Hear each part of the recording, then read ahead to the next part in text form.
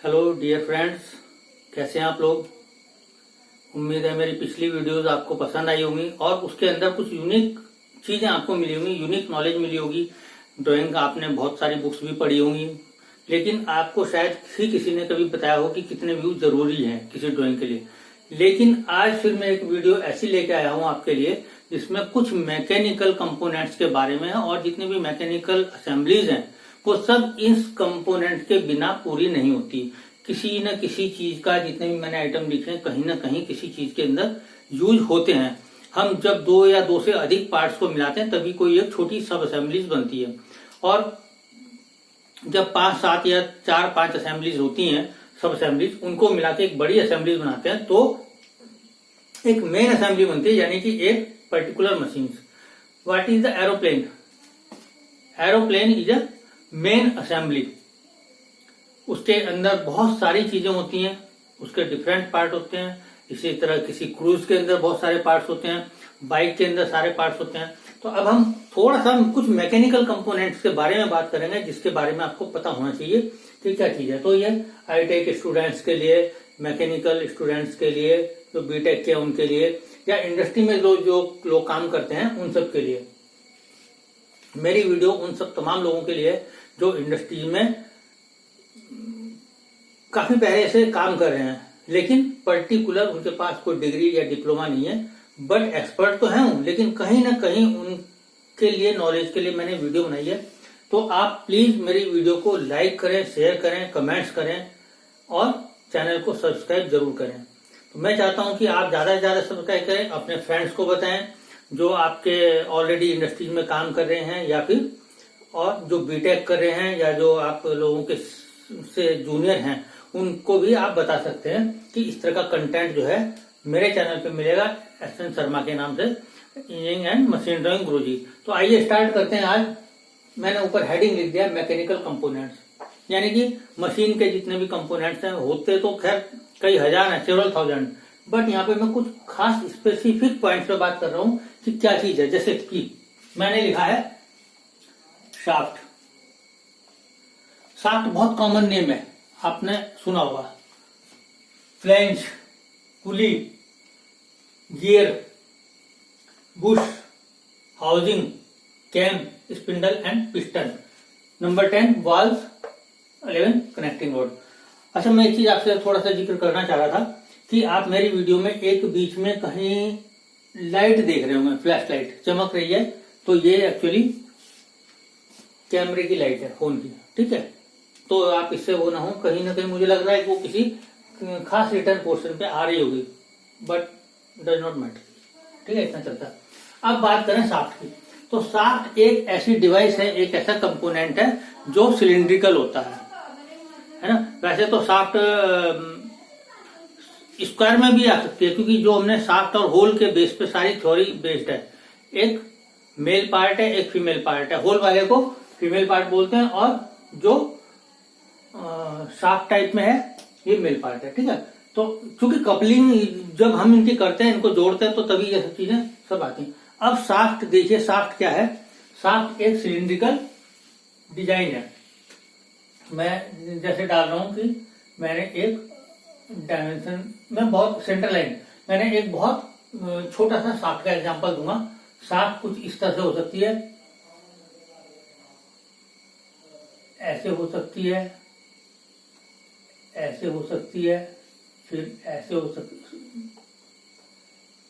सकती है। इसके अंदर ये कट हो सकता, फिर एक डायमीटर और हो सकता।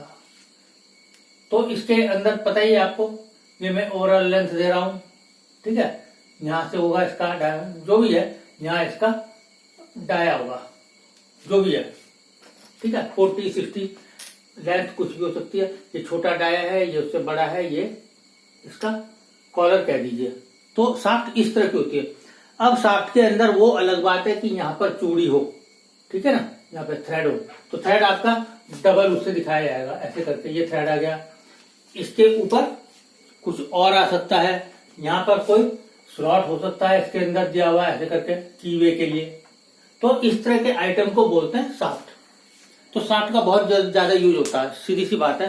शाफ्ट पे आप कोई गियर फिट कर सकते हैं, कोई पुली फिट कर सकते हैं, कोई इसके ऊपर फ्लैंज चढ़ा सकते हैं, कोई बुश चढ़ा सकते हैं। शाफ्ट किसी मेन हाउसिंग के अंदर जा सकती है, किसी बड़े बुश के अंदर जा सकती है। तो बहुत सारे यूजेज है शाफ्ट के। ये डिपेंड करता है कि आपका डिजाइन पैरामीटर्स क्या है, उसके अंदर शाफ्ट कहाँ लग रही है। तो शाफ्ट की ड्राइंग में बाद में बताऊंगा। ये बहुत सारी चीज, एक शाफ्ट को आप डिजाइन कैसे करें, बनाए कैसे, वो बात की बात है। चलो ठीक है, तो ये हो गया आइटम शाफ्ट। अब आ जाइए बात पुली की। पुली क्या है? एक सर्कुलर डिस्क की तरह है।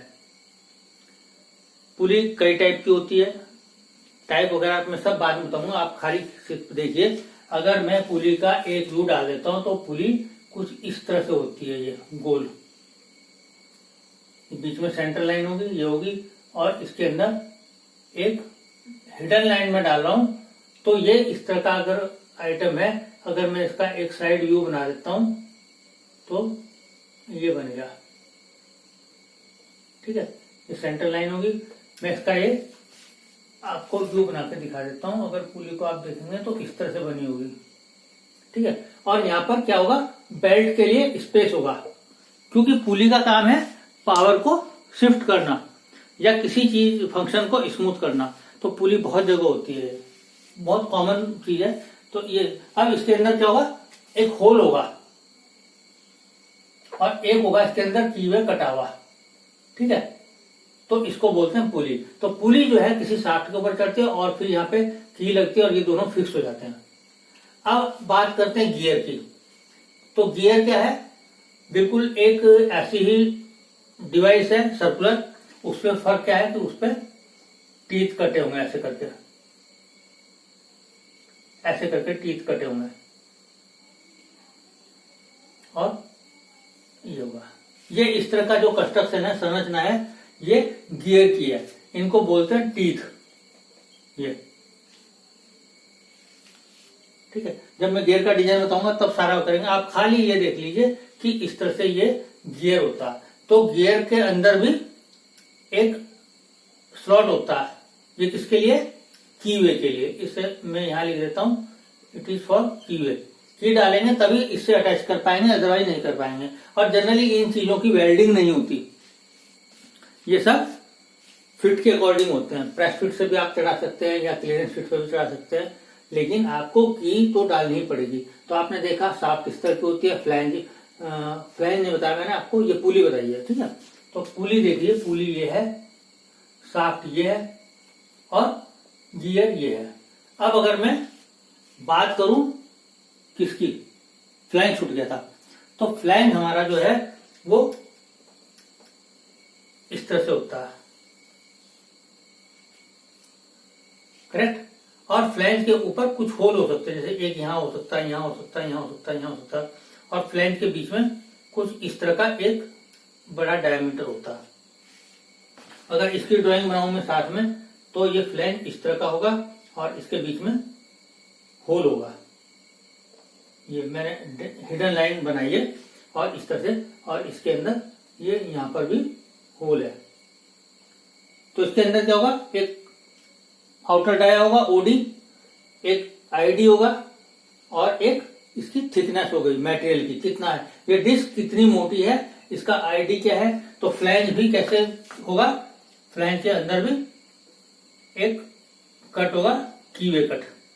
तो फ्लैंज भी ऐसे करते हैं। तो जनरल जो है फ्लैंज जो है, फ्लैंज को ही कपल करता है, यानी कि इसके साथ में एक फ्लैंज और लगा दूंगा तो तब ये एक कपलिंग होगी।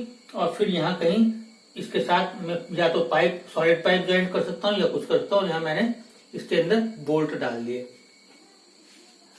तो फ्लैंज का यूज भी आपको, फ्लैंज भी एक पावर ड्राइव के तौर पे यूज होता है।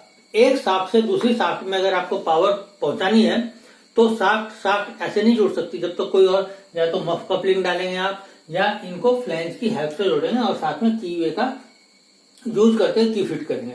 ठीक है, तो फ्लैंज भी आपका ये आ गया, यानी कि ये फ्लैंज हो गया।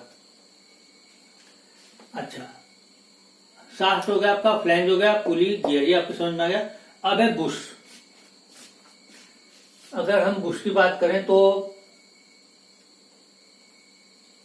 ये इस टाइप का फंक्शन है, ये बुश कहलाता है। बुश में क्या है? एक ओडी होगा आउटर डाया, एक इनसाइड डाया होगा यानी कि आई डी, ठीक है, और एक होगा इसका लेंथ, कुछ भी हो सकता। तो जब हमें डिजाइन करते हैं कंपोनेंट को तो यही सोच के करते हैं कि किसी तरीके से इसमें फिट होगा। तो बुश के बहुत सारे यूज हैं। ये अभी हम बुश रबर का भी हो सकता है, मेटल का भी हो सकता है, और बुश किसी चीज के ऊपर भी चढ़ सकता है। यहाँ पे अक्सर जो है बुश किसी गैप को फिल करने के लिए काम में आते हैं। माना दो कंपोनेंट है और आपको अचानक जो है दिक्कत हो गई, तो बुश है या वॉशर। वॉशर जो है आपका परचेज में मिल जाएंगे, कितनी भी थिकनेस का मिल जाएगा। लेकिन अगर कोई वैसी असेंबली है और आपको असेंबली के दौरान पता चलता कि इसके अंदर जो है 5 मिलीमीटर का गैप आ गया, डिजाइन के दौरान कोई फॉल्ट आ गया, तो आप उसको बुश के द्वारा फिल कर सकते हैं, बुश बना के, और इनको उन दोनों पार्ट्स के बीच में रख देते हैं, तो ये बुश का काम होता है। ठीक है, अब है हाउसिंग। हाउसिंग का मतलब है कि जस्ट लाइक ए चेसिस, जैसे कार है, कार की चेसिस होती है, उसी के ऊपर पूरा इंजन माउंट होता है, उसी के ऊपर सारा ढांचा फिट होता है, कंस्ट्रक्शन। लेथ मशीन है, लेथ मशीन के नीचे एक चेसिस होती है जो ग्रे कास्ट आयरन की होती है। तो हाउसिंग का मतलब है जिस किसी एक कोई समझिए खोल है, उसके अंदर ये सारी चीजें फिट कर देते हैं। अब जैसे वॉच है, वॉच के अंदर बाहर का जो देखेंगे आप वो एक हाउसिंग है एक तरह से, उसके अंदर सारी मशीनरी फिट होती है, कवर कह देते हैं उसमें, है ना। तो हाउसिंग बड़ी हो सकती है, हाउसिंग उनकी भी हो सकती है जो वाल बॉडी होती है, जैसे बड़े बड़े प्रेशर वाल होते हैं या पाइप जाता है, पाइप को कंट्रोल करने के वाल होते हैं, नॉन रिटर्न वाल होते हैं, उनकी जो मेन वो है वो भी हाउसिंग होती है। और ये हाउसिंग जो है ये मोस्टली 90% या 99% भी मान लीजिए, ये सब ग्रे कास्ट आयरन से या एल्यूमिनियम से या किसी और मेटल से इसको बनाया जाता कास्ट करके। अब आ जाइए आप कैम पे। कैम एक डिवाइस है जो किसी मोशन को कंट्रोल करती है। एक पर्टिकुलर मोशन आपको चाहिए, इतने इंटरवल बाद चाहिए, माना ये चीज है, ठीक है, ये चीज जो है हर 1 मिनट बाद ऐसे हो जानी चाहिए, फिर ऐसे हो जानी चाहिए, फिर पोजिशन में आ जाएगी, फिर ऐसे। तो ये काम कौन करता है? कैम करता है। तो कैम का बहुत ज्यादा यूज जो है ऑटोमोबाइल के या डीजल इंजन के पार्ट्स में होता है, जहां पर छोटे छोटे वाल लगे होते हैं और वो डीजल को कंट्रोल करते हैं, डीजल के फ्लो को। तो वहां कैम का बहुत ज्यादा यूज है वाल को कंट्रोल करने के लिए। ठीक है, अब आ जाइए बात, तो कैम का जब मैं डिजाइन बताऊंगा आपको तो उसमें बात करेंगे। स्पिंडल, स्पिंडल एक शाफ्ट का छोटा रूप है। शाफ्ट तो कितनी भी बड़ी हो सकती है, 2 मीटर की हो सकती है, 3 मीटर की होती है। जो बीएचएल है उसके अंदर तो आपको 3-3 मीटर की शाफ्ट दिखाई दे जाएंगे, और करीबन उसका डाया भी ऐसे ही होगा 1.5 फीट 2 फीट।